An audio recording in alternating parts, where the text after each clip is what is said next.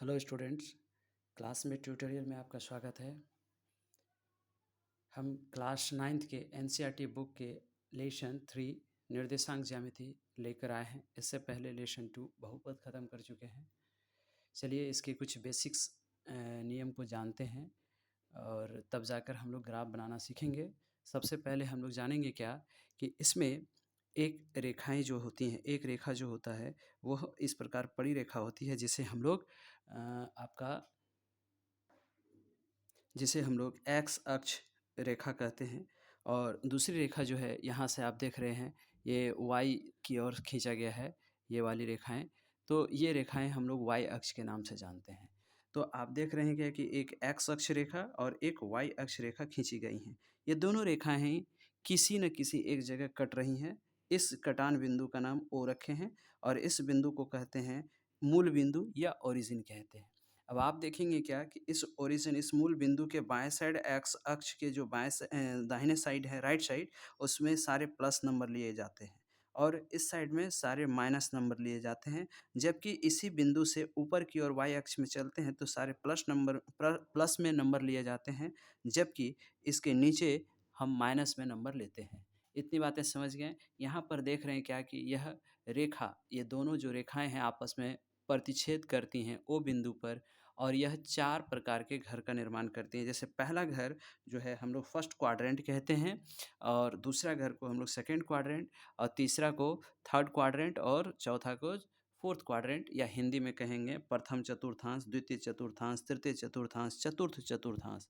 अब इसमें आप देख रहे होंगे क्या कि मैंने ए प्लस प्लस क्या लिखा है। आप देख रहे हैं क्या कि इधर से ये एक्स अक्ष में प्लस है और ये भी वाई अक्ष में प्लस है। तो जब ये प्लस और ये प्लस, तो ये घर सारा प्लस वाला बनता है। इसमें ये पहले लेते हैं, एक्स अक्ष के सारे नंबर्स को पहले लिखते हैं हम लोग। तो आप देख रहे हैं क्या कि इसमें ये जो माइनस हम लेते हैं, तो पहले एक्स अक्ष को लिखते हैं माइनस और उसके बाद ये प्लस वाला। माइनस प्लस, यहाँ दोनों ही घर माइनस में होता है क्योंकि इस साइड भी माइनस और इस साइड भी माइनस, ये वाले घर माइनस का निर्माण करती हैं। माइनस माइनस का, और यहाँ पर फिर देख रहे हैं क्या कि आप प्लस देख रहे हैं एक्स अक्ष में और इधर में माइनस। हमने कहा है पहले एक्स अक्ष के मान को लेना है, तो एक्स अक्ष का प्लस आएगा और वाई अक्ष का माइनस में आएगा। तो ये आपका प्लस प्लस, माइनस माइनस और ये प्लस माइनस। इस प्रकार से हम लोग, इसके बेसिक्स चीज़ हैं ये, इसे जानना ज़रूरी है। ठीक है, अब हम लोग इसको किताब से सॉल्व करने की कोशिश करेंगे। किताब में कौन सी समस्याएं दी गई हैं, कौन से क्वेश्चन हैं, उसे जानने की कोशिश करेंगे और उसको बनाएंगे आगे। चलिए देखते हैं किताब के क्वेश्चन को। आप देख सकते हैं आपके किताब के जो चैप्टर्स हैं उसका नाम निर्देशांक ज्यामिति उल्लिखित है। आप देख लीजिए, ये देखिए निर्देशांक ज्यामिति लेसन 3 है। इसके कुछ बेसिक्स चीज़ों को हम लोग जान चुके हैं। चलिए फिर हम चलते हैं इसके प्रश्नों की ओर। आप देखें, ये भी आपको मैंने बता दिया है पहले ही। आप देख लीजिए इसे जूम करके। प्रथम, द्वितीय, तृतीय, चतुर्थ चतुर्थांश के बारे में दिया है। इसमें ये भी लिखा है आपका कि इधर में ऋणात्मक होगा यानी माइनस होगा, प्लस होगा, ऊपर भी प्लस माइनस होगा वाई अक्ष में। तो इससे हम लोग परिचित हो चुके हैं। चलिए आगे चलते हैं हम लोग।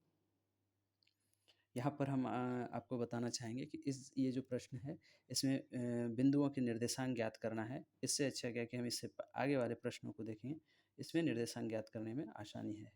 आप देखिए इस जगह पर आप ये देख रहे हैं क्या कि यहाँ बी के निर्देशांक अगर लिखना हो तो ये 4 हो गया एक्स में और इधर से 3 हो गया। तो इधर से 4 और इधर से 3 दोनों मिलकर के यहाँ 4,3 यानी 4,3 इसका निर्देशांक होगा। इसी तरह से आप देखें तो सारे बिंदुओं के निर्देशांक हम निकाल सकते हैं। जैसे क्या कि एम का देख लीजिए कि एक्स में इधर 3 लिया है और वाई में इधर से 4 लिया है, तो इसका आंसर हो जाएगा 3,4। इसी प्रकार से आप देख रहे हैं कि एल का भी निकाल सकते हैं। एल का क्या हो सकता है, -5 -4। उसी तरह एस का निकालेंगे तो क्या उसका निर्देशांक निकलेगा, इसका निर्देशांक निकल जाएगा 3, -4। इस प्रकार से सभी बिंदुओं के निर्देशांक हम लोग लिख सकते हैं। आपको याद रहना चाहिए कि वाई अक्ष के निर्देशांक को हम लोग कोटि कहते हैं। वाई अक्ष के निर्देशांक को कोटि कहते हैं। इसका अर्थ ये हो गया कि जैसे बी का निर्देशांक 4,3 यहाँ निर्देशित किया गया है, तो इसको हम लोग कोटि कहेंगे। वाई को हम लोग कोटि कहेंगे और एक्स अक्ष को हम लोग भुज कहेंगे। ये भुज और ये कोटि। पहला भुज, दूसरा कोटि। याद रखिएगा, सिर्फ़ दोनों में से एक को याद रखिए, आंसर हो जाएगा। इस प्रकार से ऑब्जेक्टिव क्वेश्चन एग्ज़ाम में बहुत सारे आते हैं कोटि और भुज पहचानने के लिए। आगे चलें, इस प्रकार से क्वेश्चन यहाँ पर भी दिया गया है। सभी इसमें इस ग्राफ्स में सभी बिंदुओं के निर्देशांक ज्ञात करने के लिए दिया है। जैसे बी का निर्देशांक क्या होगा, तो एक्स अक्ष में तो बी चला नहीं है, सिर्फ वाई अक्ष में ही बी है, तो इसलिए एक्स का वैल्यू 0 हो जाएगा और वाई का वैल्यू 3 हो गया। इसका निर्देशांक, बी का निर्देशांक हो जाएगा 0,3। इसी तरह से ए का निर्देशांक अगर पूछा जाएगा तो एक्स में 4 है और वाई में कहीं कुछ नहीं है, इसलिए 4,0 हो जाएगा। इसी तरह डी का होगा, सी का होगा, तो आप बता सकते हैं। ये आपके किताब के सारे क्वेश्चंस हैं, ये किताब ही खुला हुआ है आपका, आप देख सकते हैं। आगे चलिए, कुछ क्वेश्चंस को और भी हल करने की कोशिश करेंगे। यहाँ पर देखिए आपको plus minus, minus plus, minus minus और प्लस माइनस के बारे में बताया है। चलिए आगे चलते हैं। प्रश्नावली आपका 3.2, 3.1 प्रश्नावली बनाने का नहीं है, इसलिए हमने उसे स्किप किया है। आप देखें 3.2, ये बहुत ही आसान है। आप देखिए, निम्नलिखित प्रश्नों में से प्रत्येक प्रश्न का उत्तर दीजिए। कार्तीय तल में किसी बिंदु की स्थिति निर्धारित करने वाली क्षैतिज और ऊर्ध्वाधर रेखाओं के क्या नाम है? क्षैतिज और ऊर्ध्वाधर रेखाओं के क्या नाम है, ये बताने के लिए कह रहा है। तो क्षैतिज और ऊर्ध्वाधर आप कैसे जानेंगे क्षैतिज और ऊर्ध्वाधर क्या है? किसको क्षैतिज कहेंगे, किसको ऊर्ध्वाधर कहेंगे? तो इसको जान लेते हैं हम लोग, क्षैतिज और ऊर्ध्वाधर किसको कहते हैं। यहाँ पर ही फ़ोटो दिया गया है, आप देखिए आपके बुक में ही। इसको कहते हैं हम लोग क्षैतिज। एक्स अक्ष को हम लोग क्षैतिज रेखा कहते हैं, जबकि वाई अक्ष को ऊर्ध्वाधर रेखा कहते हैं। तो आपको पता चल गया कि एक्स अक्ष को क्षैतिज रेखा कहते हैं। यहाँ प्रश्न जो दिया गया है उसको आप पढ़िए और समझने की कोशिश कीजिए। कार्तीय तल में किसी बिंदु से, यानी प्लेन फिगर में किसी बिंदु की स्थिति निर्धारित करने वाली क्षैतिज और ऊर्ध्वाधर रेखाओं के क्या नाम है? तो आप लिखेंगे क्षैतिज एक्स अक्ष और ऊर्ध्वाधर, क्षैतिज रेखा एक्स अक्ष तथा ऊर्ध्वाधर रेखा वाई अक्ष है। बात समझ गए? चलिए, ये हो गया। फिर नेक्स्ट क्वेश्चन इसी का, 1 नंबर में कई कोई प्रश्न है, उसको देखिए। यहाँ दिया गया, इन दो रेखाओं से बने तल के प्रत्येक भाग के नाम। तो दोनों रेखाओं से जो तल बनता है, जैसे आप देखिए यहाँ पर ये जो तल बना है, ये जो बना है, तो ये दोनों रेखाएं जो हैं इससे तल बना है। तो पहला इधर, दूसरा, तीसरा, चौथा, तो इसके 4 तल तैयार हुए हैं। तो इसको कहते हैं हम लोग प्रथम चतुर्थांश, द्वितीय चतुर्थांश, तृतीय चतुर्थांश और चतुर्थ चतुर्थांश। बस यही नाम लिख देंगे, आंसर सॉल्व हो गया। फिर नेक्स्ट क्वेश्चन पर चलते हैं हम लोग कि उस बिंदु का नाम बताइए जहां ये दो रेखाएं प्रतिच्छेद करती हैं। तो आपको पता है ये दोनों रेखाएं जो प्रतिच्छेद करती हैं, इसको ओ से या 0 से डिनोट करते हैं, इसको मूल बिंदु कहते हैं। इसका नाम क्या हो जाएगा? आंसर हो जाएगा मूल बिंदु। चलिए, अब आगे चलते हैं प्रश्नों की ओर। यहाँ पर प्रश्न दिए गए हैं, आप देख रहे हैं यहाँ प्रश्न दिया गया है और प्रश्न का यहाँ पर फिगर भी दिया गया। इस फिगर को देख करके इसके आंसर देने हैं। जैसे यहाँ पर है बी के निर्देशांक ज्ञात कीजिए। 2 नंबर में क्या कह रहा है कि 2 का 1 नंबर, ए नंबर, बी के निर्देशांक ज्ञात कीजिए। तो बी आप देख रहे हैं कहाँ पर है बी? आप ढूँढिए बी कहाँ है? आप देख रहे हैं बी यहाँ पर है, इस जगह पर बी है। तो ये बी है, तो बी का निर्देशांक क्या हो सकता है? तो आप देख रहे हैं क्या कि एक्स में -5 पर गया है और वाई 2 पर गया है। तो इसका निर्देशांक हो जाएगा -5, 2। बी बी लिख दीजिए, बी के निर्देशांक, या बी लिख करके ब्रैकेट में -5, 2 लिख दीजिए। उसी तरह से आपको फिर पूछा गया है क्वेश्चन कि सी के निर्देशांक। आप सी का निर्देशांक, सी यहाँ पर दिख रहा है, आप देखिए गौर से, सी यहाँ दिख रहा है। तो सी का निर्देशांक क्या हो सकता है? पहले एक्स को लेना है। एक्स कहाँ है? 5 पर है, जबकि -5 पर वाई है। तो इसका सी का निर्देशांक, सी लिखेंगे, ब्रैकेट में लिखेंगे 5, -5। इसी प्रकार से क्वेश्चन को और देखिए कि इसमें क्वेश्चन लिखा हुआ है कि निर्देशांक -3, -5 द्वारा पहचाना गया है, उस बिंदु का नाम बताना है। तो -3, -5, -3, -5 कहाँ पर है? ये देखिए -3, -5 कहाँ पर है? -3, पहले -3 पर चलिए, -3 और -5 नीचे की ओर, यहाँ पर है, ये ई है। इसी को निर्देशित किया गया है, जो अंक निर्देशांक है -3 और -5। चलिए, इसी प्रकार से आप जितने भी प्रश्न देख रहे हैं, सारे प्रश्नों का आंसर इससे सॉल्व हो जाएगा। फिगर देखिए, आंसर दीजिए, कोई परेशानी नहीं होगी।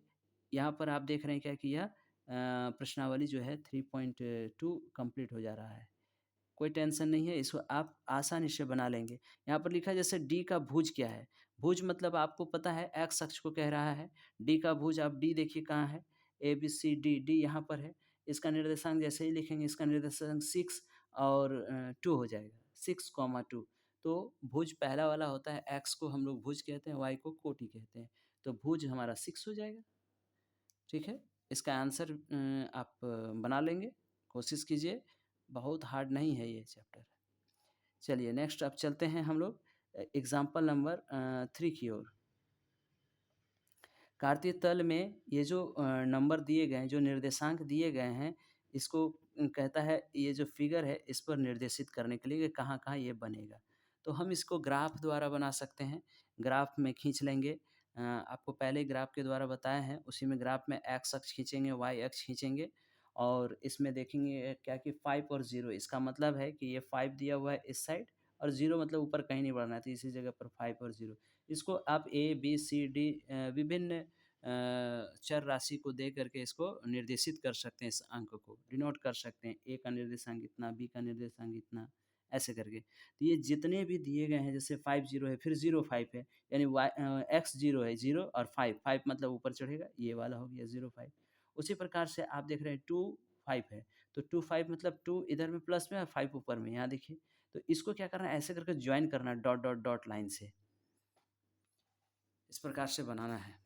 तो आप समझ गए, इस क्वेश्चन को सॉल्व कर लेंगे, एग्जाम्पल है। अब आप देखिए यहाँ पर एग्जाम्पल नंबर 4 दिया गया है कि इसे 1 सेंटीमीटर लेकर के इसका ग्राफ बनाना है। ग्राफ बनाने के लिए क्या करना है कि इसका जो ये सारणी दिया गया है, तो टेबल दिया गया है, इस टेबल के अनुसार इसे बनाना है। जैसे एक्स और वाई का मान दिया है -3 7, -3 7 आपको लिखना है, इसमें -3 लेना है, एक्स में -3 और 7 7 क्या प्लस में, तो ये ऊपर जाएगा, देखिए इस जगह पर डिनोट है। तो ये डॉट डॉट डॉट से ऐसे मिलाएंगे, ऐसे मिलाएंगे, समझ गए? इसी तरह से फिर एक्स वाई कितना 0 -3.5, तो 0 दे दिया, एक्स एक्स कहीं नहीं जाना, -3.5 नीचे जाना है, -3.5 यानी 3 और 4 के बीच वाला भाग 3.5, तो -3.5 ये हो गया। इसी प्रकार से आप ये भी लिख सकते हैं, ये भी लिख सकते हैं, ये भी बना सकते हैं, तो इसमें उतना टेंशन वाली बात है नहीं।